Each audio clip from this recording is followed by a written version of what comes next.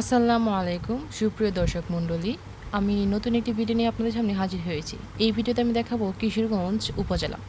তো এটা হচ্ছে কিশোরগঞ্জ সদর উপজেলা। কিশোরগঞ্জ উপজেলা গঠিত হয় ১৯৮৪ সালের ১ ফেব্রুয়ারি।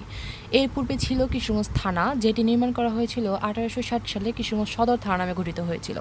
যদিও একসময় আমরা ছিলাম ময়মনসিংহর আন্ডারে, কিন্তু বর্তমানে আমরা ঢাকা বিভাগের আন্ডারে চলে গিয়েছি।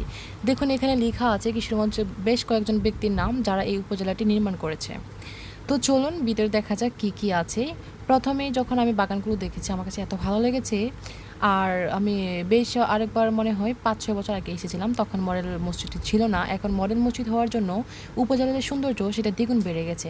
চারপাশে ফুলের গাছ আর ফুলের গাছ, মাঝখানে রাস্তা, মনে হচ্ছে যেন আমি কোনো একটি অজানায় হারিয়ে যাচ্ছি, মানে ফুলের বাগানের দেশে হারিয়ে যাচ্ছি। তো আমাদের উপজেলা ভবনটি বেশ বড়, দুই পাশে ফুলের গাছ, মাঝখানে রাস্তা, এই যেন এক অজানা শান্তি শান্তি মনে বইছে। তো দেখুন পাশেই আছে হরিণ।